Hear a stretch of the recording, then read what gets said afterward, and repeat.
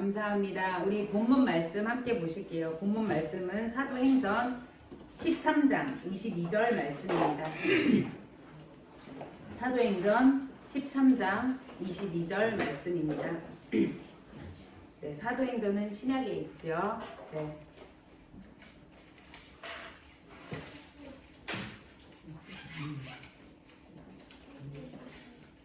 사도행전 13장 22절 말씀. 네. 또 보면 가라사대부터 읽을게요. 가라사대. 네. 다 찾으셨나요? 네. 우리 함께 가라사대부터 읽을게요. 시작. 가라사대 내가 이새의 아들 다윗을 만나니 내 마음에 합한 사람이라 내 뜻을 다 이루게 하리라 하시더니 아멘. 아멘. 네, 우리 인사합시다. 우리 하나님께 합한 사람이 됩시다. 우리 옆에 사람하고 인사할게요. 하나님께 합한 사람이 됩시다. 하나님께 합한 사람이 됩시다. 하나님께 합한 사람이 됩시다. 아멘. 아멘. 아멘. 네, 다윗이 네, 아멘. 감사합니다. 다윗이 하나님께 합한 사람이었다고 합니다. 하나님께 합한 사람이 되기 위해서 우리가 뭘 어떻게 해야 되는지, 그쵸? 우리 궁금하죠? 하나님이 다윗 어쩜 이렇게 내 마음에 합한 자라, 내 뜻이 다윗을 통해 다 이루어지리라 라고 하셨는데 어떻게 그렇게 될 수 있었는지 우리 오늘 말씀을 통해 알아가 보도록 하겠습니다. 제가 이렇게 교회 사역도 하고 이제 청년들과 목요일마다 만나서 이제 청년 사역도 하고 있는데요. 청년들 사역을 하다 보면 상담 요청이 되게 많이 들어와요. 근데 이 청년들이 언제 상담을 많이 요청할까요? 상담 신청 언제 많이 할까요? 연애. 네, 연애. 연애 시작할 때 상담할까요? 끝날 때 상담할까요? 희한하게 시작할 때는 자기의 전욕대로 막 사귀고 꼭 끝날 때 헤어져야 돼요, 말아야 돼요. 희한하죠? 네, 연애 상담 많이 들어와요. 또 어떤 상담할까요? 청년들이. 맞아요. 진로 상담 되게 많이 해요. 이게 하나님의 뜻인지, 여기 취업하는 게 맞는지 아닌지, 그쵸? 네, 이렇게 청년들은요, 계속해서 고민을 해요. 이게 하나님의 뜻인지 아닌지. 그런데 또 신기한 게 있어요. 이렇게 청년 시기가 지나면 점점점 어르신이 될수록 경험이 많아지니까 상담을 안 하세요. 그냥 본인이 경험한 대로, 네, 아니면 예를 들면 청년들은 이 돈을 따라가지 않거든요. 근데 어르신들은 페이 많이 좀 하나님의 뜻이겠지 또 하고 또 그렇게 월급 많이 주는 곳으로 간다거나, 희한하게 이 청년들은 막 궁금해요. 하나님이 이게 뜻이 하나님 뜻일까 아닌가. 근데 점점점 나이가 들수록 물어보는 걸 안 해요. 물어보는 걸. 하나님한테 물어보시니까 물어보는 걸 안 하겠죠? 그렇죠? 어떠세요? 제가 아직 모르겠는데 저 같은 경우는 하나님한테 계속 물어보긴 하거든요. 그래서 어르신들은 이 신앙의 연륜이 쌓이면서 하나님한테 물어보시니까 사람한테 묻지 않는 것 같아요. 근데 이제 청년들은 많이 물어봐요. 많이. 이게 맞는지 하나님의 뜻인지 아닌지. 네. 자, 우리가 늘 고민하고 살아요. 하나님 명령에 따를 것인가? 선악과를 먹을 것인가? 하나님을 선택할 것인가?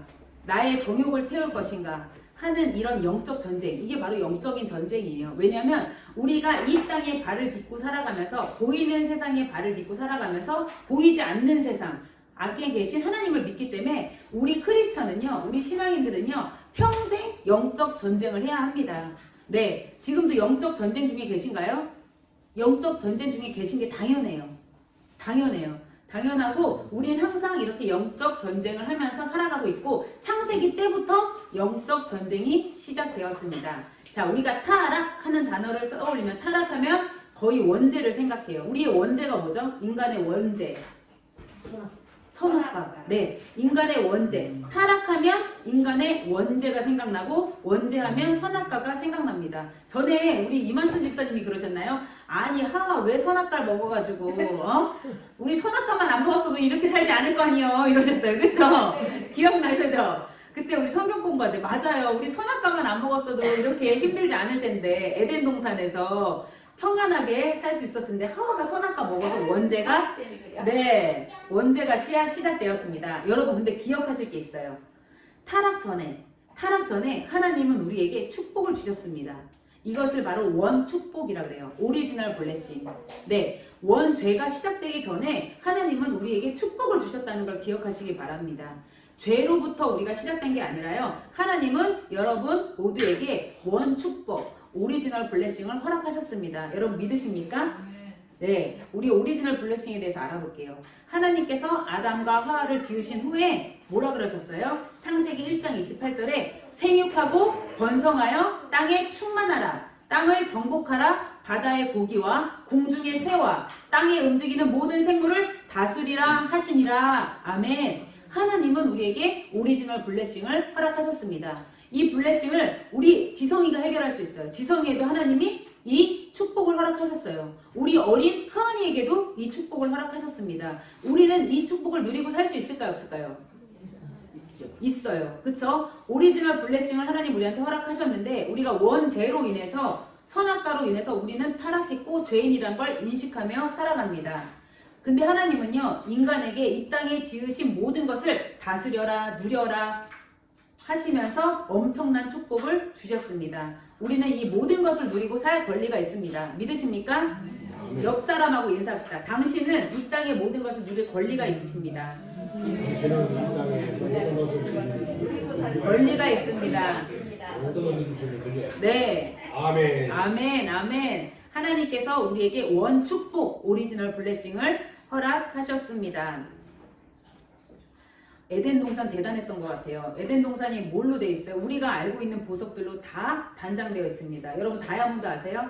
다이아몬드, 루비, 토파즈, 에메랄드, 홍마노, 제스퍼, 사파이어, 터키석, 그쵸? 진주, 어닉스, 막 모든 보석으로 이 에덴 동산이요 단장되어 있어요. 근데 우리는 이런 에덴 동산에서 살 권리를 허락하셨거든요. 근데 우리는 지금 막 작은 다이아몬드 하나 사고 싶어가지고 그런데 이게 바로 누릴 수 있는 게 우리의 축복인 줄 믿습니다. 아멘? 아멘. 아멘. 자, 이런 원죄로 말미암아 근데요 우리가 원죄로 말미암아 이 에덴의 환경이 우리한테 딱 걷어졌어요. 이렇게 누리고 살아야 되는데 원죄 타락으로 인해서 우리의 에덴 환경이 걷어졌습니다. 하나님은 에덴 동산에서 인간이 타락하고 나서부터 구속 사역을 시작하셨어요. 그리고 예수 그리스도를 통해 완성하셨습니다. 아멘. 그래서 우리의 원죄는 더 이상 죄가 될 수 없습니다. 예수님이 해결하셨습니다. 하나님은 예수 그리스도를 통해 원죄의 문제를 해결하셨어요.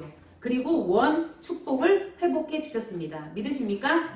아멘. 우리 오리지널 블레싱 원 축복을 회복하신 하나님께 감사드리겠습니다. 이것은 누구를 통해?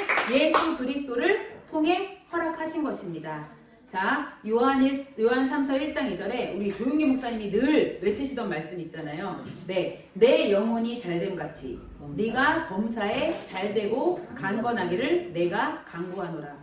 하나님께서 원하시는 게요. 우리의 영혼만 축복받는 것을 원하지 않으세요. 영혼이 축복받아 모든 일이 잘되고 육신에 건강한 것이 하나님께서 우리에게 원래 주신 축복입니다. 이게 바로 오리지널 블레싱이에요. 원 축복이 뭐라고요? 영혼뿐만 아니라 영혼이 축복받으면 뭐가 잘 돼요? 육신도 잘 되고 건강한 것이 하나님께서 우리에게 주신 오리지널 블레싱임을 믿습니다. 그런데 현대 교회가 축복에 대해서 오해하는 극단적인 두 가지 견해가 있어요.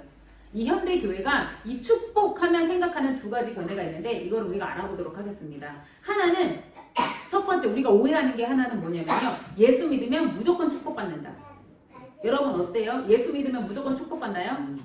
그렇지 않아요. 그런데 예수 믿으면 무조건 축복받아 라는 걸 외치면서 지나치게 외형적인 축복에 관심을 갖는 것이 극단적인 오해입니다.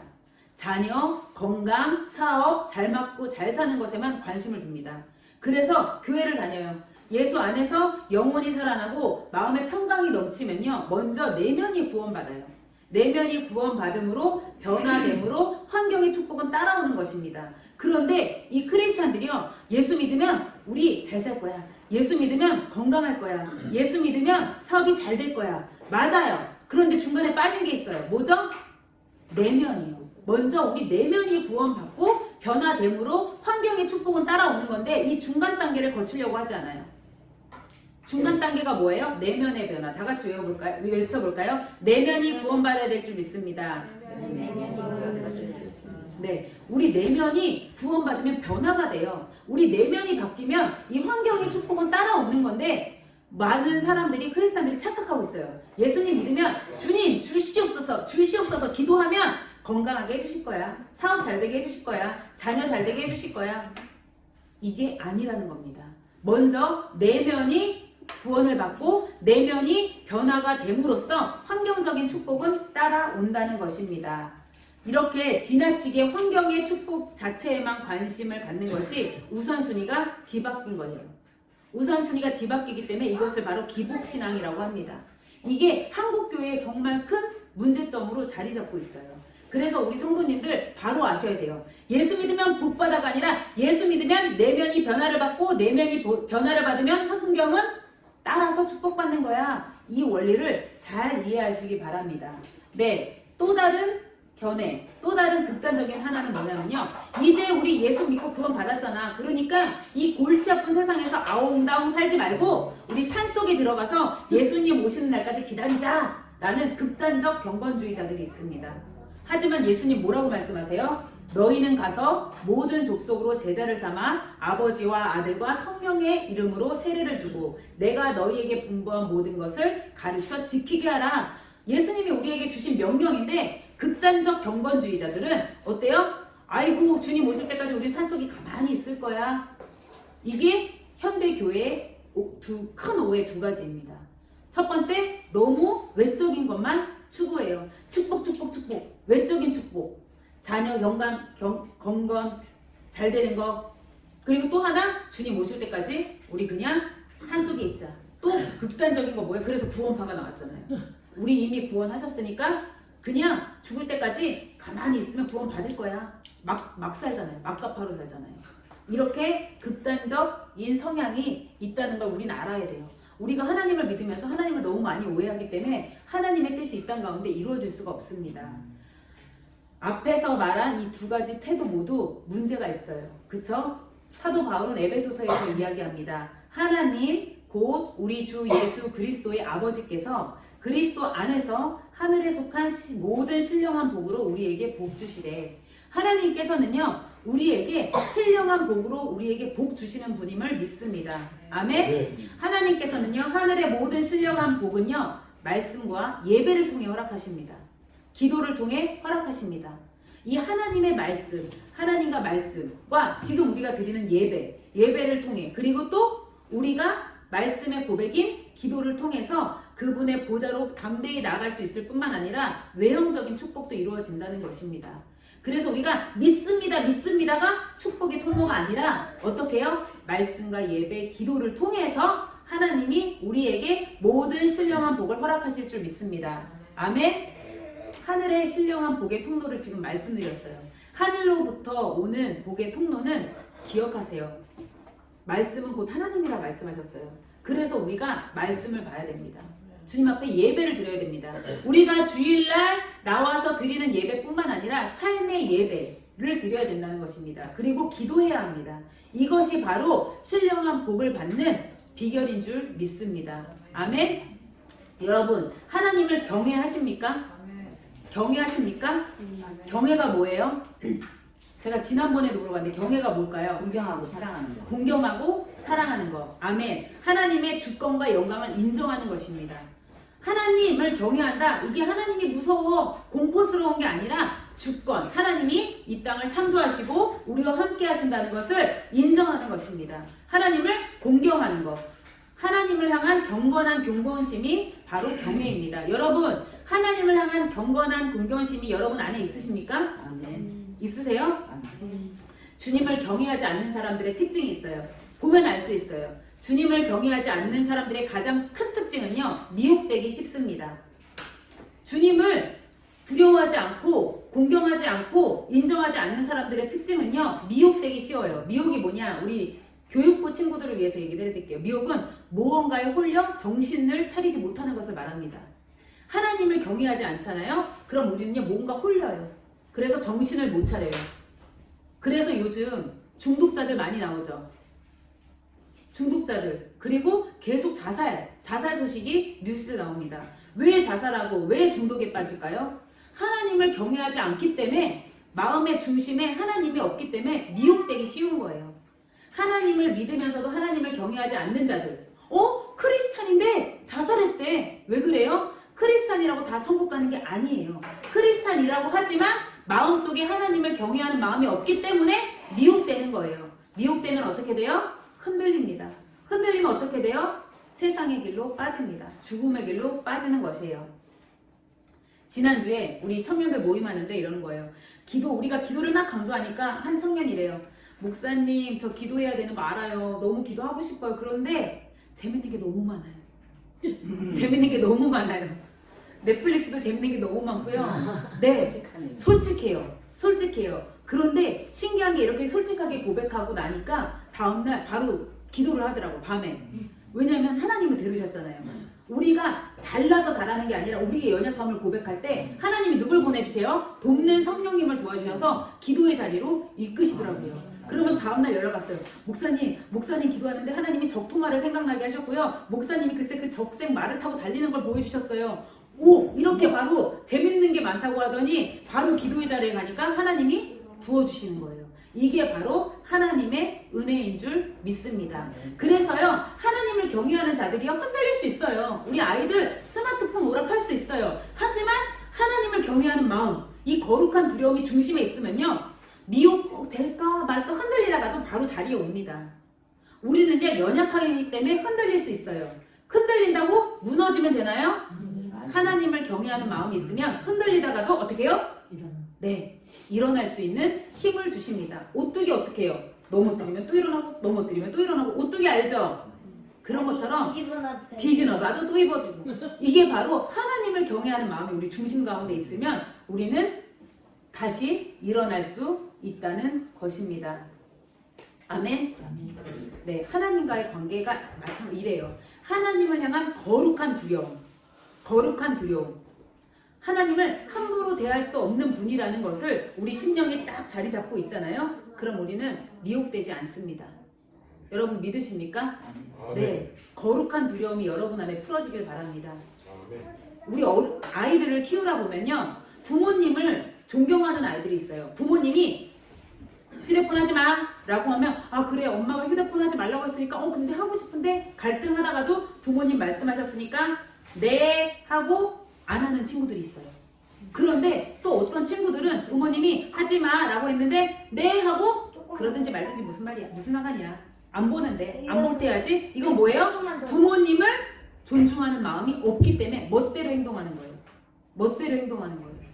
우리도 그래요. 하나님이 우리에게 말씀하세요.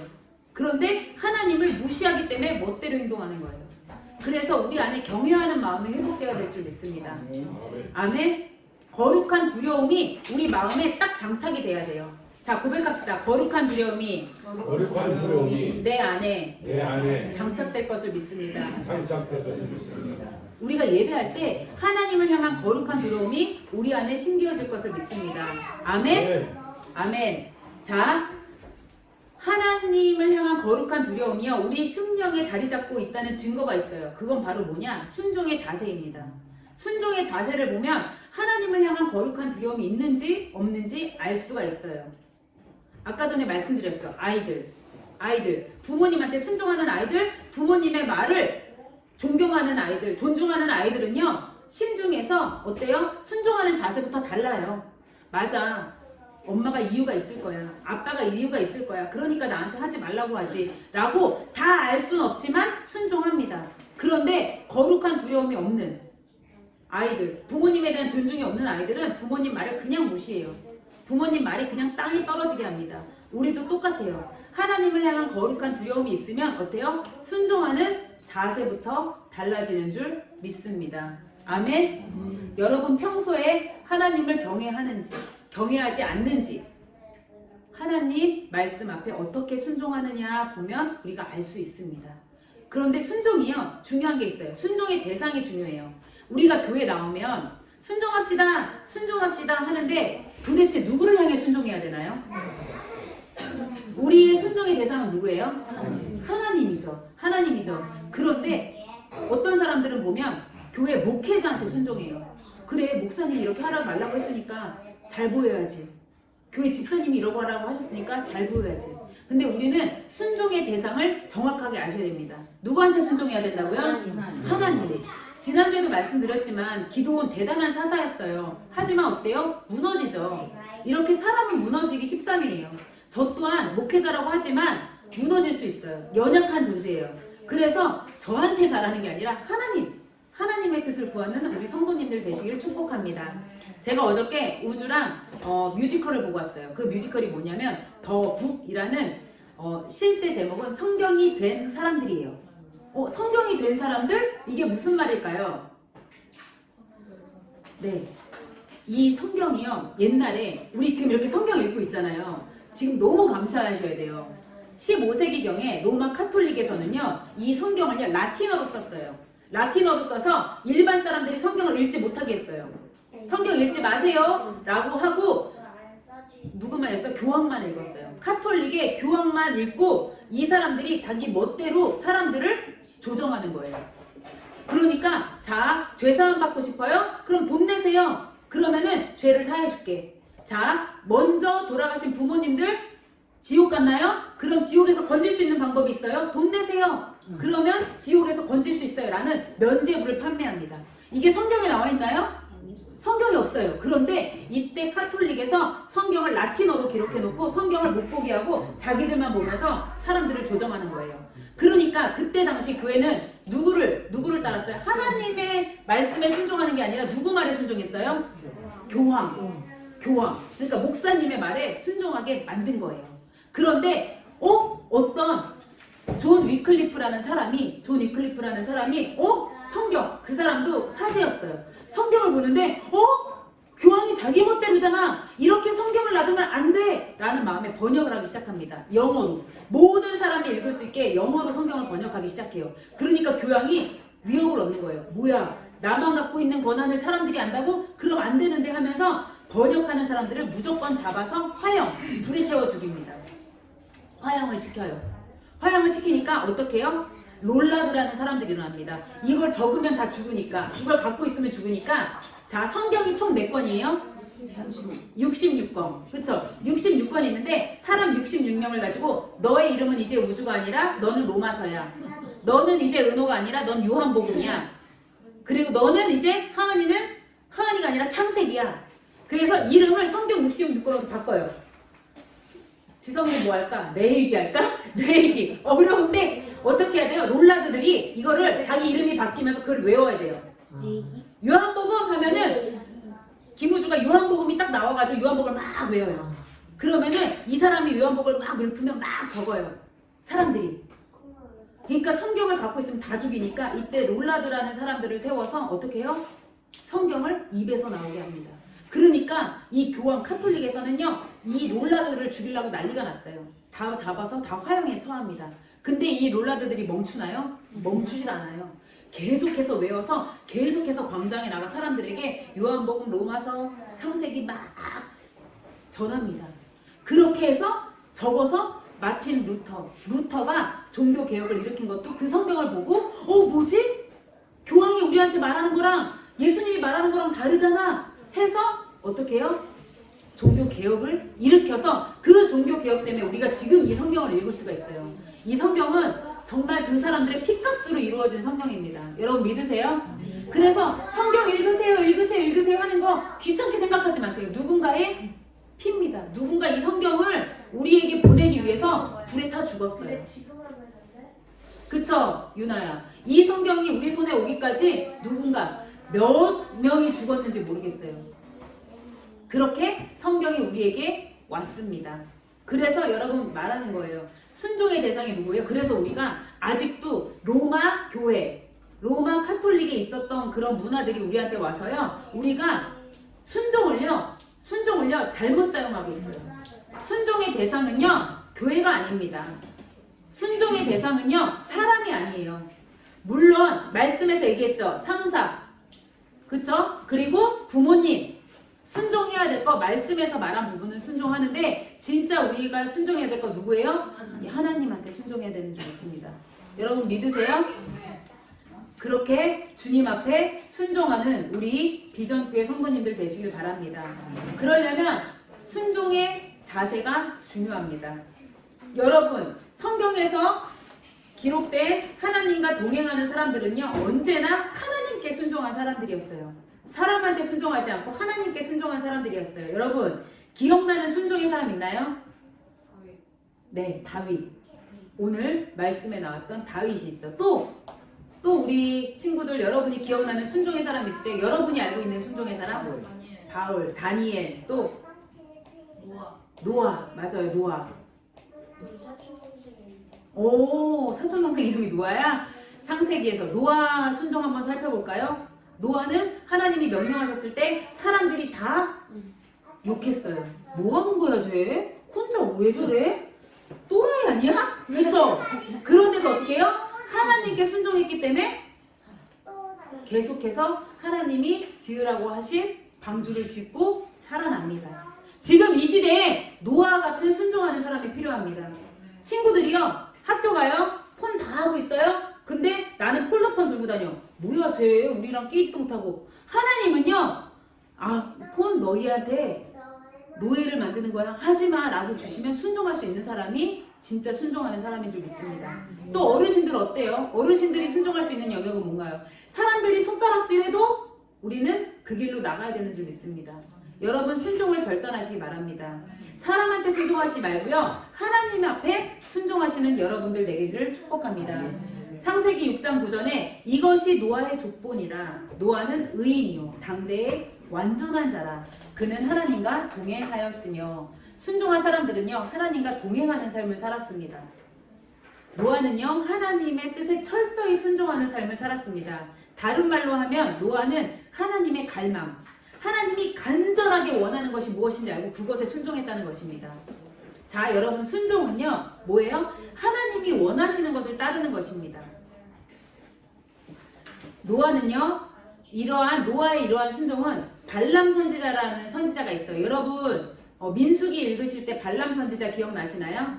발람? 네, 발람 선지자와 대조적인 순종을 이룹니다. 자, 우리가 발람 선지자라고 있어요. 이 발람 선지자도 주님 앞에 순종을 했어요.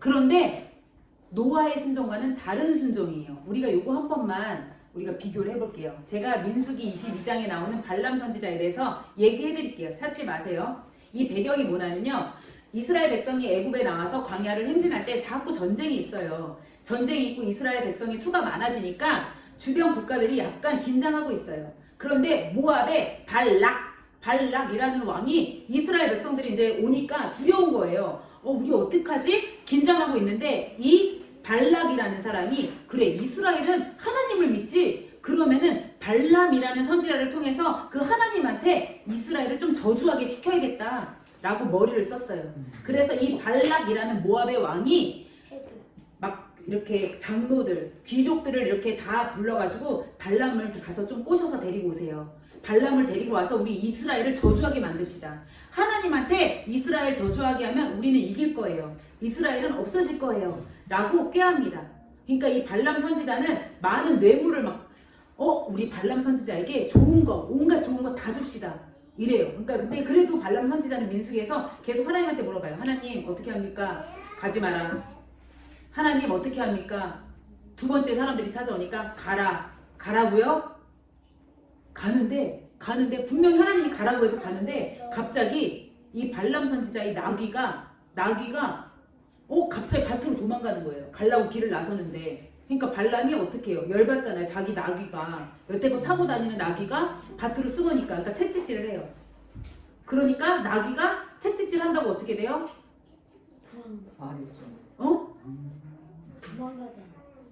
도망가지 않고 이렇게 했다가 다시 벽으로 붙어. 더 무서워. 근데 나귀가 왜 자꾸 도망갔을까? 가지 말라고. 나귀의 눈이 딱 열렸는데 보니까 앞에 칼을 든 여호와의 사자가 있었어요.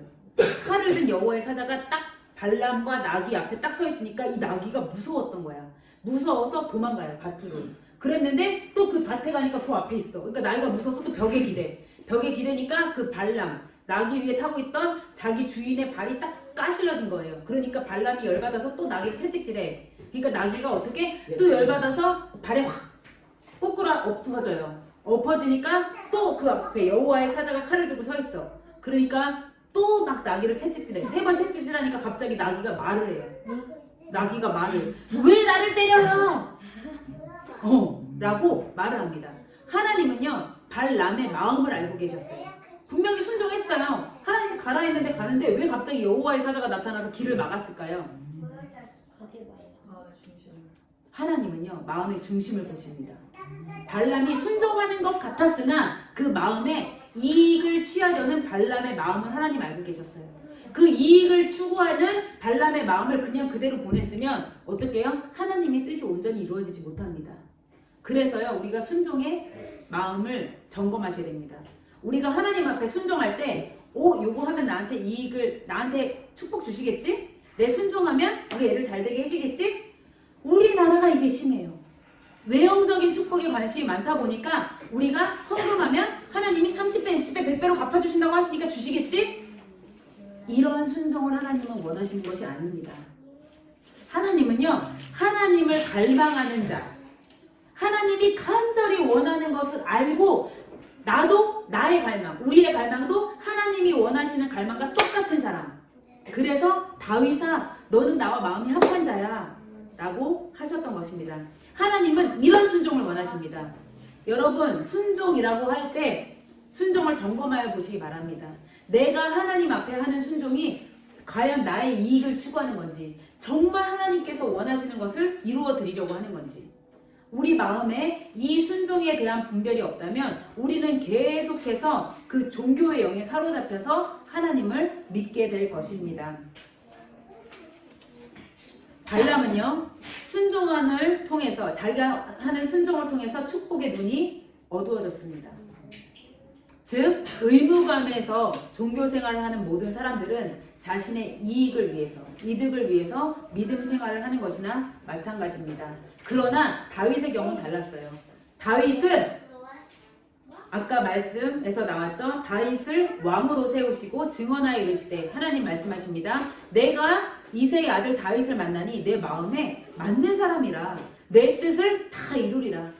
내 뜻을 다윗을 통해 다 이룰 것이다. 하나님 말씀하십니다. 하나님 마음에 맞는 사람, 하나님 마음에 합한 사람은요 하나님의 뜻을 이루어 드리는 사람을 의미합니다. 다윗은 자신의 이득 추구를 포기했어요. 그리고 하나님을 향한 갈망에 신경을 곤두세웁니다. 하나님의 갈망에 신경을 곤두세워요. 우리 여러분 기도하실 때 그런 기도 해보시나요? 하나님이 원하시는 게 무엇인지 저한테 말씀해 주세요. 하나님이 원하시는 게 무엇인지 저한테 말씀해 주시면 제가 하나님의 뜻을 이룰게요 라고 기도해 보신 분. 하나님은 이 기도를 기다리고 계십니다. 다윗은요 하나님의 소원이 마치 자기의 소원인 것처럼 자기의 소원인 듯 기도합니다. 그걸 수행합니다. 하나님이 또 생각지도 못했던 성전, 그쵸? 이동식 성전이었던 성전을 다윗은 또 짓습니다. 뭐예요? 하나님은 생각지도 못했는데 다윗 어쩜 이런 생각을 다 했어? 너무 기뻐하십니다. 저는 우리 비전교회 성도님들이 하나님이 상상하지 못한 하나님의 갈망을 알고 행하는 분들이 되시길 소망합니다. 네, 우리 선포합시다. 하나님의 갈망이 내 갈망이 되게 해주세요.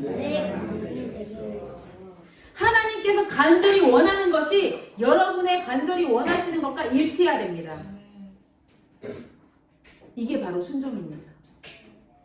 그냥 우리가 순종하는 게 그냥 마음 주셨으니까 이거 하면 잘 되겠지, 막연한 순종이 아니라 하나님의 뜻과 내 뜻이 합쳐져야 합니다. 여러분 텔레파시란 말 들어보셨어요? 친구랑 우리 뭐 먹으러 가지? 했는데 갑자기 우리 뭐 먹을까 했는데 떡볶이 같이 외쳤을 때 우와 통했다! 기분 좋잖아요. 그쵸? 마라탕. 요즘엔 마라탕이야. 요즘엔 통했다. 마음이 맞을 때 어때요? 기분 좋죠? 누군가 내 마음이 맞을 때 기분 진짜 좋아요. 그쵸? 그런데 하물며 하나님의 마음과 내 마음이 딱 맞아. 하나님 기분 어떠시겠어요? 하나님 완전 째지십니다. 그래서 하나님이요 모든 신령한 복을 그 사람한테 주지 않을 수가 없어요. 이게 바로 하나님의 축복의 원리인 줄 믿습니다. 하나님의 마음과 합한 분이 되시길 바랍니다. 그래서 우리가 한 주간 기도하세요. 하나님이 원하시는 게 뭐예요? 하나님이 간절히 원하시는 게 뭐예요? 물어보세요. 물어보시면 하나님이 가르쳐 주세요. 지금 내가 간절히 원하는 건 이런 거란다. 그러면은 그걸 위해서 하나님이 간절히 원하시는 걸 위해서 제가 어떻게 하면 좋을까요? 물어보세요. 그럼 하나님이 또 말씀하세요. 기도는요, 나만 일방적으로 하나님한테 떠드는 게 아니라 물어보고 듣고 행하면 되는 거예요. 이것이 바로 진정한 기도인 줄 믿습니다. 아멘. 하나님께서 저한테 요즘 계속 터치하시고 허물을 벗기시는 영역이 바로 종교의 영입니다. 존 비비어 목사님의 친밀감이라는 책에 보면요, 이 목사님이 하나님, 종교의 영이 뭐예요? 라고 물어보자 하나님 말씀하십니다. 종교의 영이란 것은 인간이 자신의 뜻을 펼치기 위해서 나의 말을 이용하는 것이란다. 우리가요, 교회를 다닌다고 하면서도요, 하나님의 뜻이 아닌 내 뜻을 잡고 하나님 이렇게 말씀하셨습니다. 여러분 준비되셨나요? 예물 드리십시오. 하나님 축복 주실 것입니다. 하나님 말씀 안 하셨는데 중간에서 목회자가, 지역장이, 구역장이, 리더들이 이런 말을 이용하고 있을 수 있다는 거예요. 또 성도들이 자녀들에게, 저도요 이 종교형에 사로잡혀 있었어요. 우주한테 협박해요. 말씀 뭐라 했지? 하나님 안 그러면 진짜 너 가만 안 둬. 하나님 그런 말을 하신 적이 없거든요, 저한테. 그런데 말씀을 갖고 협박하는 거예요. 제가 이거 계속 회개했습니다. 그런데 혼낼 게 이거밖에 없는 거예요. 뭔가 나한테 힘을 실어줄 게 하나님밖에 없는 거예요. 그래서 자꾸 자녀들한테 협박하는 거. 우리 이거 회개할게요. 지성이가 막 엄마한테 이러고 있어 지금. 우리 회개합니다. 맞아요. 우리가 하나님의 말씀을 이용해서 누군가와 대화하고 누군가를 억누르려고 했던 죄를 우리가 회개합니다. 저도 이거 회개하게 되더라고요. 그래서 여러분들, 우리의 이익을 취하려고 하나님을 믿으시면 안 됩니다. 아멘. 하나님의 뜻이 무엇인지 물어보세요. 그리고 우리의 뜻을 하나님의 뜻과 일치시키는 우리 성도님들 되시길 축복합니다. 계속해서 하나님 주시옵소서 이게 아니라 하나님 무엇 하면 될까요? 그럼 주시는 건 주세요. 하나님이 주십니다. 자, 발람은요, 아까 얘기했던 발람은요, 하나님께 순종하고자 했으나 그 발람의 근본 동기가 뭐였어요? 하나님께서 간절히 원하시는 하나님의 마음에 대한 추구가 아니라 자신의 이득 추구였습니다. 그래서 아까 하나님은 어때요? 나귀의 입을 열으셨죠. 그쵸? 나귀의 입을 여셨습니다. 민수기 22장 23절 읽어드릴게. 들어보세요. 여호와의 사자가 그에게 이르러 너는 어찌하여 네 나귀를 3번 때렸느냐? 보라, 내 앞에서 내 길이 사악함으로 내가 너를 막으려고 나왔다. 발람의 근본 동기가 사악해서 여호와의 사자가 칼을 들고 나왔습니다. 여기서 사악함이라는 원래의 뜻은요, 비뚤어졌다라는 뜻입니다. 하나님의 뜻을 비틀어서 자신의 이익을 위해 이용해 먹었다는 뜻입니다. 발람이요, 하나님의 뜻을 받아서 순종하는 척 했으나 그 뜻을 비틀어서 자기의 이익을 추구하려 했습니다. 그러자 여호와의 사자가 칼을 들고 나와서 나귀를 통해서 말씀하시는 것입니다.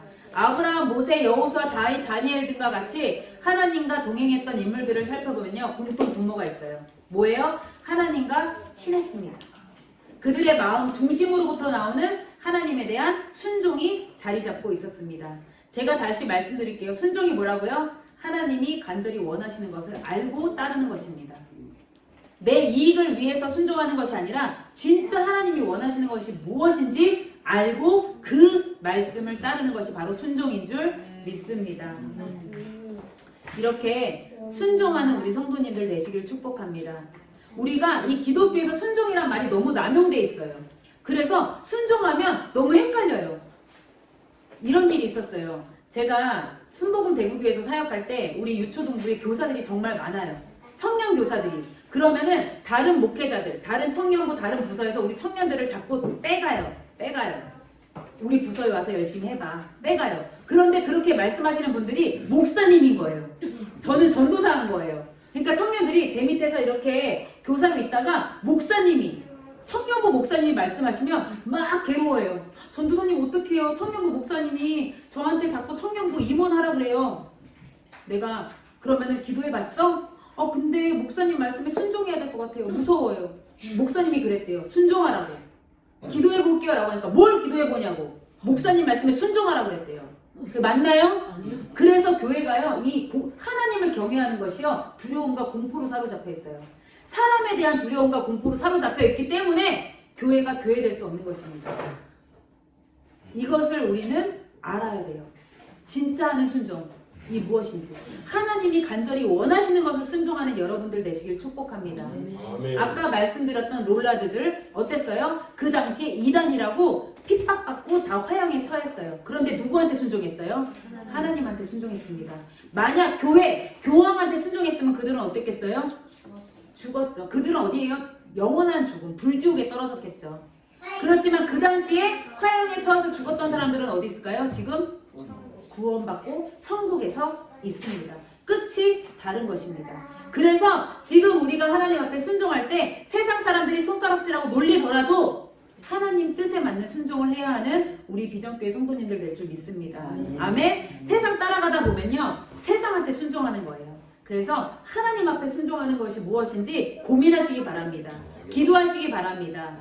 아멘. 한 주간 이걸 고민하시고 기도하시는 우리 성도님들 되시길 축복합니다. 그래서 다윗처럼 내 마음에 합한 자다, 내 뜻을 너에게 이루리라 약속하신 하나님의 말씀이 우리 성도님들 삶 가운데 이루어지시기를 축복합니다. 아멘. 순종하실 때 말씀, 아까 전에 말했죠? 누군가의 피값으로 우리에게 주어진 말씀입니다. 너무 소중하지 않아요? 이 말씀을 귀하게 여기시고 매일매일 이 말씀을 볼 때 이 말씀에서 선포했던 자들이 있잖아요. 66명이. 그쵸? 전해 내려온 귀한 말씀을 사랑하시는 우리 성도님들 되시길 축복합니다. 이 시간 기도할게요. 하나님, 제가 알던 순종, 제가 지금까지 알던 순종과 오늘 좀 다른 순종에 대해서 들었습니다. 순종의 대상을 바로 알게 하시니 감사합니다. 우리가 해야 될 순종의 대상은 오직 예수 그리스도이십니다. 또 우리의 순종의 자세, 근본 동기를 알게 하시옵소서. 나는 왜 순종을 하고 있는지, 내 이익을 추구하기 위함인지, 아니면 하나님의 갈망을 채우기 위함인지, 하나님의 뜻에 맞는 삶을 살아가기 위함인지, 스스로의 마음을 하나님 앞에 점검하시기 바랍니다. 이 시간, 그래서 우리가 진짜 아까 교회의 문제 2가지 말씀드렸어요. 너무 환경을 추구하거나 너무 극단적 경건주의거나 우리 안에 내면의 구원을 받아야 될 줄 믿습니다. 내면이 변화를 받으면 환경의 축복도 따라오는 것입니다. 이 중간 단계를 쏙 빼버리시면 안 돼요, 여러분. 기억하세요. 우리 마음이 변화되지 않으면 축복은 따라오지 않습니다. 지금 축복받지 못하다고 느끼시는 분들, 내면의 변화에 먼저 신경 쓰시기 바랍니다. 내면의 변화는 시간이 좀 오래 걸릴 수 있어요. 하지만 그 시간을 버티다 보면요, 변화는요, 한순간에 찾아옵니다. 축복은 한순간에 하나님이 부어주십니다. 재물은 하나님께 속했거든요.